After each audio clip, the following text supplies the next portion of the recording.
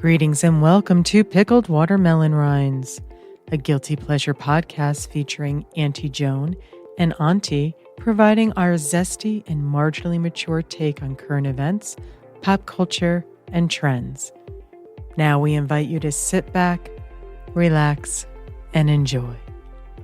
Well, hi, Antie Joan. Hi, Auntie. What up? Oh, same old, same old. You know, dealing with a dryer that needed to be replaced. And it did get replaced finally. Yay! Yes, they came on Monday and replaced my dryer with the same model. Hopefully it continue to work. I'm on load number 2. Get it? Pun intended. Oh. Gross and everything. I know you do.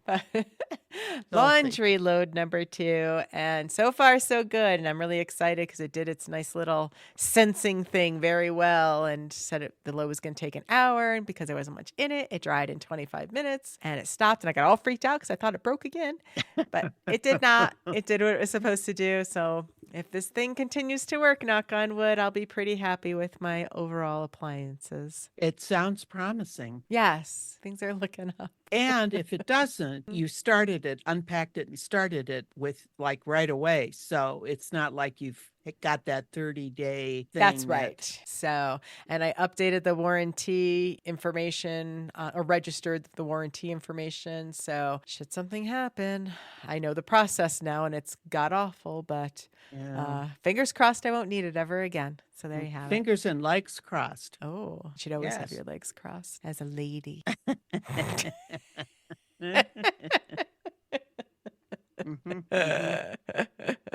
But because, I finished one thing, I got my brain a-flowing and I knew I wanted some work done on my deck this year and decided to reach out to a contractor. And I think not only am I going to get the deck redone with new Trex and new railings and all that wonderful stuff, I think I'm going to reside the house this year too in preparation or in defense of the possibility of the tariffs wreaking havoc with the costs of goods going forward. So that was Auntie Bethy's suggestion, and I agree with her that maybe it's better to just bite the bullet and get it done this year, and then everything will be all brand spanking new looking and pretty. And let's face it, no matter what happens, it's not going to get cheaper. Exactly. No, you're right. Even if the tariffs don't go through or whatever, I mean, prices don't generally go backwards. So. So, better to get it done. And I think I found some good folks to work with. So they're going to start on the deck hopefully later this week. And then we'll take it from there and see if the siding's going to be right behind that. So I think you're really going to enjoy not having to worry about painting or staining or any of that in the future. You just go out with a hose and maybe a brush and very, very excited about that. Yeah, because when I asked him, he asked me to look up, did I have a can of the paint that they used on the deck? And I did. And actually it said stain and sealing on it. So I was so surprised to see that it said stain and sealing on it. And I asked him, well, if they use stain and sealing, why is it peeling like paint? That makes no sense to me, because I've had deck stain before and they wear for sure. The stain starts to wear off and stuff, but it doesn't peel. That's why I assumed it was paint. And he said it's because it's pre-treated wood and they didn't properly condition, for lack of better terms, or prep the wood for the stain. But after we talked about possibly just refurbishing or resurfacing, I guess, the deck, he suggested, for a little bit more, you could just move to Trex and never have to worry about this again. And I said, that sounds like a lovely idea. So, I think it's been 30 years ago we had that stuff. That's amazing. It put on our front porch. And it looks great. Trex was just coming out at the time. And I think back then, the look of Trex was more fibrous, where this looked more like painted wood, shiny painted wood. Yeah, I went with that. And I'll tell you, if I had to worry about having the front porch sanded or sealed or painted every 5 years or whatever, I'd be nuts. So this, I just go out with a long pole brush, and I used to have a high power spray thing. And oh, you did? Yeah.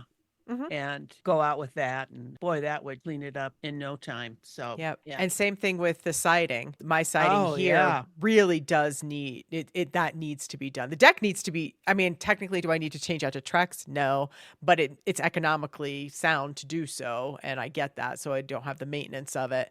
But the siding really needs to be replaced. I was going to wait until next year only because of money. The cost, not do everything at once. But as we talked about, that seems like better to do it, bite the bullet now. This is going to be some nice fiber cement board. It's the Hardy product, which is apparently very good. It's fire resistant and all that. So my house is going to be pretty. Nothing is fireproof 100%, but at least it'll be fire resistant should we get any wildfires up in my area. So between the tree removal I did last year and now all this, it's like there's not much more I can do. I wonder if you can get some type of monetary credit for using that type of siding. I will be letting my insurance folks know that I've, once this is all done, that this has all been changed out, because their new railings I'm going to go with on the deck will be metal as well. So they're really, the only thing that'll be wood are the joists and whatever those things are called. Yeah. The things that sit in the cement. It's not poles. 4x4s. 4x4s. Yeah, those things. Those are the only things that support beams. That's it. Thank you, Auntie Joan. Joists and support beams will be wood, but everything else will be composite and metal. So fingers crossed. So that's going on. Oh, I forgot. I apologize, folks. I have yet another correction. I swear to God, we should just have an Auntie's correction corner every week. Maybe we should. I swear. Yes. So I was talking about property taxes at my Netherland house last week, and I was saying that I used to pay $2,500 a year, and now they're paying like over $7,000, even when I left in 2020 and all that wonderful stuff. Not true. I paid $3,700 when I left for years before I left Netherland. It was going up to like the mid fours as I was leaving. Now it is up to $6,500. So I wasn't super far off on that. It just went up by like $2,800 versus where I was talking, it was almost like $1,000 a year during the COVID thing. So I'm talking out of my ass as always, folks, but it's because I was listening as I was editing. I was listening to it. I was like, is that true? I probably should have looked that up. And of course I did look it up. I'm like, you gotta tell them that you don't know what the fuck you're talking about. Although you already know this. We are not new that I don't know what I'm talking about. So. No, don't be so hard on yourself. I can do that. I can do that for you. Thanks, Auntie Joan. So, Auntie Joan, how are things going with your project? Well, as usual, I mean, anybody who's dealt with rehab in the house or in the yard, whatever, they were supposed to come Friday and finish, put in the vanity in the bathroom and the toilet and put in the baseboards. 10 o'clock Friday, they were supposed to be here. Didn't show up at 10, didn't show up at 11, didn't show up at 12. 1 o'clock, I sent the guy a text and said, well, so it's 1 o'clock. Are you guys planning on showing up here today? I heard nothing. Nothing. Yeah. And yeah. And I got pissed. Sure. Well, I like to, I think you've even mentioned it, passive aggressive. So Monday, didn't hear anything all weekend. Monday morning, I see that he tried to call on my cell phone. And I thought, you bastard, I'm going to make you wait for a while. And he did try calling on my home phone. And then Tuesday, he tried calling again, but the guy doesn't leave a message. So I'm going to play dumb like, well, how was I supposed to know he called? You didn't leave a message. So this morning, I sent him a text. What's your plan to finish the vanity and the rest of the stuff in the basement? So he called right away. And the guy that's supposed to do it got COVID. Oh, no fun. Yeah, he got it the middle of last week. So he said he could probably come the beginning of next week. And I said, I think I'd rather wait another week. So smart. Let's do it the week after because I am compromised. I'm one of the special people that you all need to look out for. Oh, special, all right.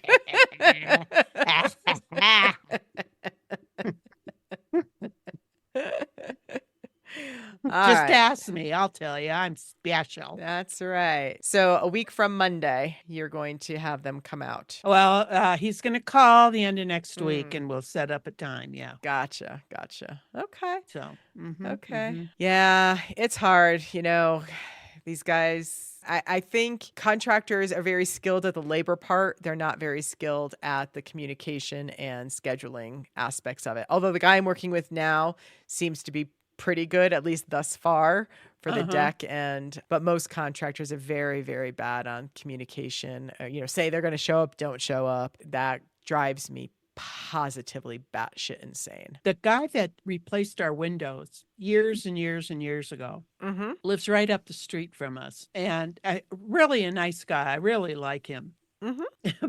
Ruth from next door Mm-hmm. said she tried calling him about something. Now, this was probably 5 years ago, Mm-hmm. and he never called her back. Hmm. I think, it was just a question about her windows because they had had their windows replaced, but now there's issues with them or something. So she was calling to get advice from this guy. Never heard anything back. So they happened to run into him someplace, Mm-hmm. and she mentioned it to him. He says, "Oh, I never check my phone messages. Nope, nope." His wife used to do all the office stuff, and she passed away. Oh. So anyway, he's not doing the windows anymore, but Ah. I don't even know what he's doing if he's working for somebody else. But yeah, he didn't care. Yeah. I've gotten that before too, where, I'd say, well, I sent you an email, and they're like, well, I don't check my email. And I'm like, then why is it Yeah, on your website? yeah. If that's not a correct communication path to you, take it down. And tell me what is. Or I say, like, one guy, he does mobile car repair stuff in our Oh, area. And I oh. reached out to him at one point for something. It wasn't anything super significant, but I just reached out to him, texted him because he had posted on Facebook. I knew him. He worked at the garage I used to go to in Netherland years ago. So I knew of him, and I knew he did decent work because he had worked on my car before. But yeah, now he's on his own doing this mobile thing. Anywho, he posted on Facebook that, if anybody needs whatever. Oh, I actually wanted to see if he would do the tune up on my snowblower. That's what it was. Mm. And because he was doing small engine stuff and all that crap. Anyway, so he told somebody else on the Facebook to text him, and he gave his phone number. So I saw that and said, oh, well, I'll just text him because that'll be easier than, because I don't want to, because it wasn't anything emergency. I don't want to bug you in the middle of the day if Yeah, like it's yeah. not important. You just text me back when you get a chance. So I texted him with all pictures, everything, never heard from him. And then I saw him post again on Facebook, and he said something about hiring an office manager. I said, well, great. I hope that improves your communication because I sent you a text weeks ago and I never heard back from you. And he basically said, I get so many texts during a day. I can't even keep up. Oh, And I'm like, then why did you tell people to text you when you're trying to drum up business for yourself? Like, it makes no sense to me. yeah, I ended up using yeah. somebody else for it, and that was fine, but it's annoying. It's like, tell me how you want to communicate. I'll adapt to you, but don't put on your website or don't post that this is how you get in touch with me. And then when Yep. you try those avenues, they say, oh, well, give you one excuse after the other as to why that's not a viable communication path. yeah. And it's like, I don't like it. I don't like it one These bit. independent thinking people out there. I know. I guess as long as they're making money, what do they care? Right? I think they also tend to get their regulars kind of thing established, or the people that they're comfortable with or have done work with before, and then new people, they're kind of, I don't know, I'm speculating. I don't know. But I do think there should be some class that contractors or mechanics, independent mechanics should have to take. Anybody in the trades really should have to take so they understand that communication is really your bread and butter. I mean, because I've dinged so many people on reviews based on the communication. It's really not that hard. No. It's really not. No. Because I don't expect instantaneous response. I don't even expect same day. If you get me back to me within the same week, yay. I'm okay with that. Unless it's an emergency, of course. If it's an emergency, I of course want right away. But if it's just me saying, oh, hey, can you do this sometime? Or I don't care. But no response? Mm-mm. Yeah, that's what really torqued me off about last Friday is not only did they not show up and he didn't tell me anything, but when I sent a text, he never responded to that either. So that, yeah. Well, Not hopefully gonna in do it. another week and a half, you'll Yeah. Yeah. put this behind you. And because he's not a regular person you use, this is all Mm-mm, specific for mm-mm. this work, right? Right. Right. Yeah. And now you know you don't want to use him again. Well, and I got him through the people that did the cleanup. Right. So, anywho, All live right. and learn, eh? Indeed. All right. Let's get on to some Uh, crop tending. Oh, well, you had mentioned that you had a correction to make, mm-hmm. which you did. And Mm-hmm. I'd kind of like to make a correction also.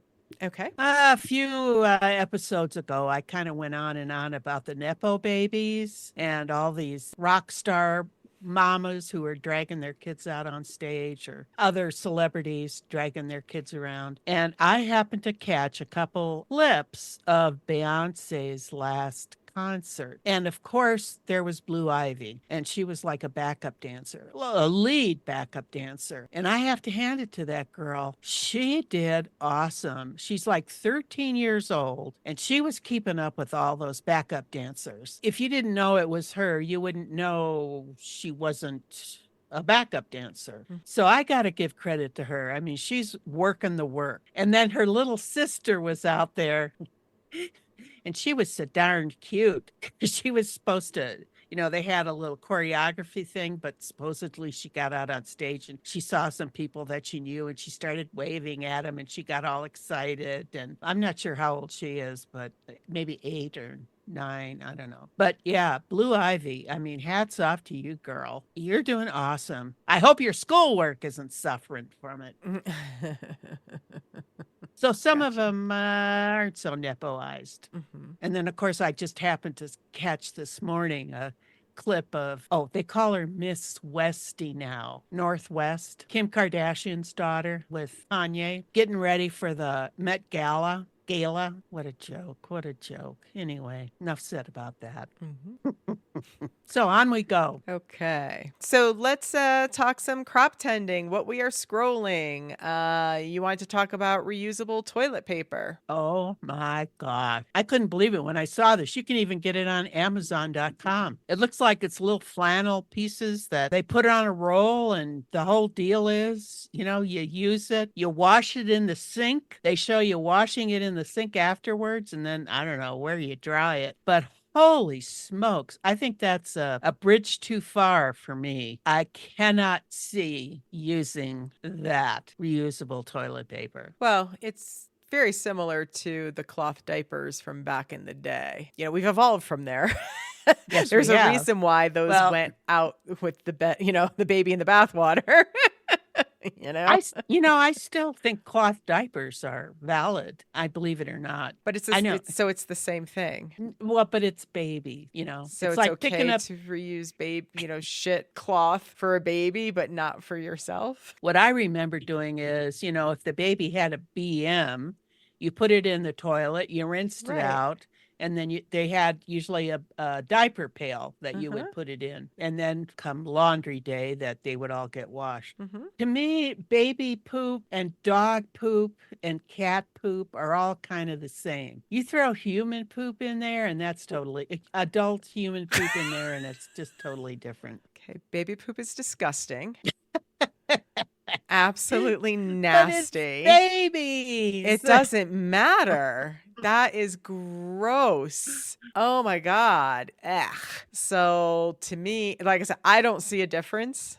I wouldn't use it. Like I said, I think we've evolved since there. I don't see why. I mean, it certainly is better for your septic tank not to put anything down it. But at the same time, they've made toilet paper so it basically disintegrates upon being touched by water, which is it's supposed to do, so it breaks down properly. As long as you're not abusing the amount of toilet paper you're using and really clogging up your septic systems or your sewer systems that you guys have. I mean, it's probably more economical, I guess. So as we're getting into the potential area of tariffs and things going up, maybe this is why people might want to try it. But I do think your bidet is way better a solution than that reusable toilet paper Well, thing. We'll I have the did. link so you guys can see what we're talking about, but it basically looks like washcloths, Yeah. different color washcloths that are just rolled up. I don't know how many are on this roll in quotes kind of thing. And you're basically pull one off and wipe yourself. But I would, again, I know they showed it being washed out in a sink. I Right. think common Right. sense would make people do that in the toilet. You would hope Flush the so. toilet, then, with the clean water, clean it off, put it into a diaper pail, like you were saying. Yeah. They Yeah. have those diaper genie things that I use for Killian's poop bags. Yeah. Yeah. That keeps the odor away until you're ready to do laundry day, and then you shove them all in the laundry and wash them. But I don't, unless things go really south. I don't foresee ever partaking in the reusable toilet paper myself. Definitely not me either. You have the bidet. That thing is the best thing. Well, and even that doesn't always get everything. You know what Well, I I know, mean? but you don't have to use you don't have to use as much. Oh, absolutely. Absolutely. Yeah. Now, if you don't think you're going to go to the reusable toilet paper, it might be wise to start stocking up on toilet paper, because I'm starting to get a little worried anyway that we're going to see shortages of stuff like that. Yeah, Auntie Bethy and I were talking about that too, and we were thinking not go crazy like super hoarding of the stuff, but like every time we go to Costco, because I don't go very often. I think she goes more often than I do. Whether you need it or not, grab it. Yeah. Kind of thing. And so you're not really stockpiling per se, like people were doing a COVID and the craziness that went on there, but you're at least ahead of the game. You can stay a little bit ahead of it. So if there is a shortage, you're not destitute and calling your friends and asking if they've got any for you. Because I can still remember going to the Safeway during COVID, and people lined up outside to get in there. And by the time I got to the aisle with the toilet paper, it was gone. And there was one woman there who said she had just walked, I don't know, 15 blocks or something, and for toilet paper, and she got there and it was gone. So, yeah. Yeah. Kind of scary. Yeah. So it wouldn't hurt to just kind of not stockpile, not go buy like 20 big packs of these things. And, for one, I have nowhere to put something like that. My house is way too small. I cannot do something like that. But be a pack ahead, basically. You're working on a big pack, and you got a second one in the waiting in the wings. That I could see doing, but going too crazy. Same thing with paper towels, same thing. Well, paper towels, you can get by with cloth ones. Very a lot true. Easier. Yeah. Very true. I've even seen, like, on some of the cooking shows where I would use paper towels, they use cloth towels. Oh, most cooks do use cloth for most everything. I don't. I like my paper towels. I really hated Select a Sheet when it first came out. I hated it with a passion. Too. Yeah. I'm like, no, I want a piece of paper towel. I want it to be this big, and I want to use it.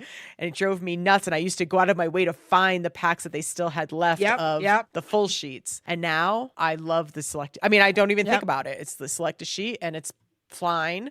I might have to use a second one, but it's still not a whole piece like it was before. I did go out to Reddit, that discussion forum thing about the reusable toilet paper, and it seems like most people thought that you would use it like to dry yourself off after using a bidet, or use it for urine, but most of them kind of didn't like the idea of using it for bowel movements. Yes, I would concur with that. Like I said, it's certainly not on my list. I would try and get a bidet like you have before I did anything else. I don't have one. The one I have is a handheld, and it just screws into your regular shower thing. There's a deflector, so you can choose the shower head or the bidet. And I really like it.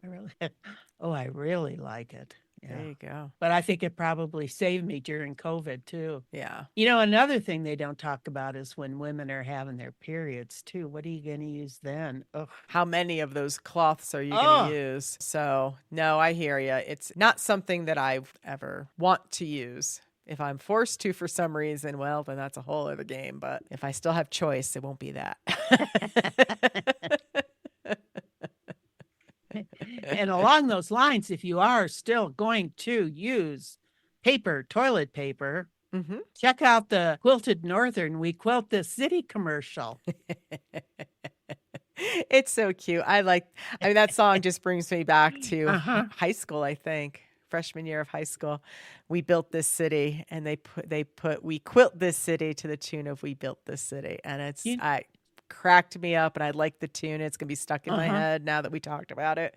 Yeah, I like that. Do you know who sang that? We Starship. built this. Oh, okay. Hmm. I should have known that. They're my peoples, They are your peoples, but they were yeah. my people then. Mm, And okay. Sarah, Oh, I here don't we remember go the again. words to that. I don't remember the rest of the words. I don't even remember that tune. Really? Oh. So, Sarah.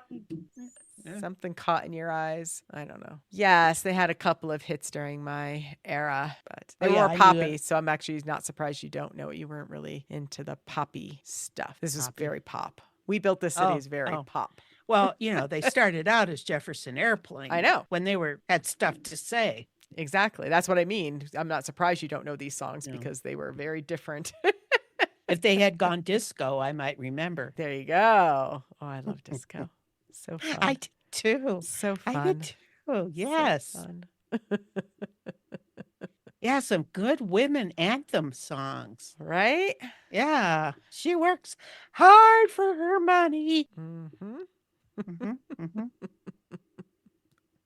Then we started a new topic. It's just something that came to me because Auntie Joan talked about something that annoyed her last week, and then I had something that annoyed me this week, and I was like, we need a new heading. So, no pun intended, called it deadheading. What is annoying us? You got something bugging you? Got something bugging me. This happened a couple weeks ago now, but it's happened multiple times in the past. Living up here in the hills, every now and again, there's a company or two or three or I don't know how many there are that actually do sports car day excursion things. I don't know if it's full day or an hour. I don't know what it is. But you get this line of very high-end sports cars like Lamborghinis and Porsches and whatever the hell else are high-end sports cars that I'd have no idea what the names are. Vipers, maybe? I don't know. Might have made that up. Anyway, there's usually a line of like 5 or 6 of them going up the canyon roads. And what pisses me off, there's so many things that piss me off about when I see this. They'll pass you as you're driving, and they all want to pass you. So they don't do it necessarily in the safest areas because they want to stay together as a unit. Sometimes they will come to almost a complete stop because they're getting too close to a car in front of them and they don't feel safe enough to pass. So they'll slow everybody down. So if you're at the back of them, they'll slow down to like 10 to 15 miles an hour, waiting for that lead car that's not with them, that's driving too slow to get far enough ahead so that they can then accelerate at ridiculous speeds to maneuver around the curves of canyon roads. It is super dangerous. The whole business model is to violate traffic laws. I do not understand how these are businesses, although we did try and look up some of these businesses, both Auntie Joan and I, and the two that I saw, and one was in common with what Auntie Joan had seen, seems to be out of business. But I had just seen it, so there must be some other ones somewhere. Well, sometimes when they show up and you go to their information about them, it'll say closed, but it's just closed for the day. No, you'll read the comments. You read the comments and people are saying, I've been trying to get in touch with them for X number of weeks. They're closed. I've gone physically, another comment will say, I've gone physically to their establishment. Nobody's there. Lights are off. Oh my gosh. Yeah. So no, these have closed, but there's got to be another one somewhere because like I said, this was so recent and those posts were, at least a month or two ago. So something's going on. I'm hoping they're cracking down on it because honestly, it's the worst thing ever. And I get that people want to drive a sports car. I totally understand. It's fun. You want to try them around those curves because they handle so well versus a regular car or your SUV you're driving, whatever. They got the nice tight curves, but they should only be allowed on racetracks. And then you can go to town on a racetrack, go as fast as you want, go around those curves as fast as you feel comfortable doing. Stay off of mountain roads where people are driving normally. in their Mhm, normal mhm. cars, going about their normal business, and they've got these crazed drivers around them, and I just can't stand it. That's my gripe. When I looked up that one Mhm. that I sent, yeah, I looked at the comments and it sounded like the guy that owned the company was a real asshole. Mhm. People would send in, write in comments about, well, I tried this and to get a hold of him and blah, blah, blah, blah. This didn't happen. And it's like, I mean, he would discount them and turn it all around so it had absolutely nothing to do with him. Right. I thought, boy, I'd hate to have to. And those things aren't cheap either. Mm-mm. They had like 3 or 4 different levels. One of them was like an hour and a half or something, and that's going up Mhm. by you. Mhm. And then they had some, I think, that were like a half day or whatever. Mhm. But oh my gosh, it's crazy. It is. And it like, between the pricing and gosh, I don't know what happens if they ever got into an accident. I mean, those cars are very, very expensive. I don't know how that works. Thankfully, I don't know of any instance where that did happen, but it's just it's a terrible business model, and I don't think they took locals into consideration Absolutely whatsoever. not. Mm-mm. And I just can't believe that the state hasn't cracked down it. And like I said, maybe they have. Maybe that's why some of these businesses are closed now. I don't know. I hope so, but I would be so happy if I never saw Yeah, another one. yeah. Yeah, driving up in those canyons anyway is kind of iffy. I mean, usually when I go up, like to your place, Mhm. it's not at a very busy time. But Mhm. like on the weekends and stuff like Oh. that, you've got people coming in from out of state that aren't used to driving up those canyons. Mhm. You've got other people who think that they know what it's all about and they'll do some weird stuff. But you put those guys on top of it and Mhm. you're just looking for trouble. Mhm. Yeah, this last instance, I wailed on the horn because the front car, which I assume is from the company, Mm. I gotta believe they're the ones that are kind of touring them around. I don't know that to be Mhm, true. mhm. That's just my assumption. And he was passing. He may have started it when the passing lane was still viable, but it was towards the end of the passing. So he was definitely coming towards me, and I could see him. And I just wailed on the horn the whole time and flipped them all off.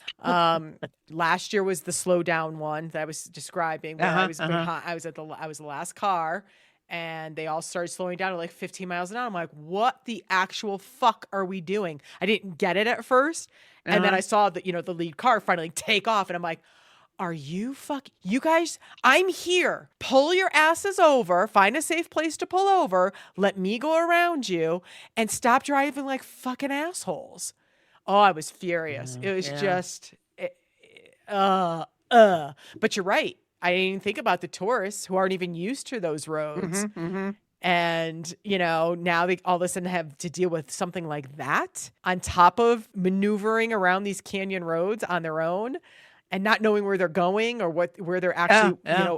and taking in the views because it's beautiful. So you're right. I didn't even take that one into consideration. Well, yeah, now that you mentioned, I mean, I mentioned the tourists that drive up in their own cars that don't know what they're doing. You have these guys on top of it, tourists coming in and driving these high performance cars going around these tight curves. They're Yeah. nuts. They're Yeah. nuts. And I did look at what's required to drive one of these Hmm. cars, and it was like the bare minimum. You Have a have to have driver's license and that's it. a driver's license and some type of insurance. And I think I even read where somebody said, well, I don't have my proof of insurance with me. And they said, oh, well, that's okay. We'll take your word for it. Yeah. Oh, see what I mean? Yeah. Oh, Like, absolutely. it's terrible. Yeah, because we Yep. talked about them cracking up the sports car, but what happens if they cause another Uh-huh. car's Uh-huh. damage, Yep.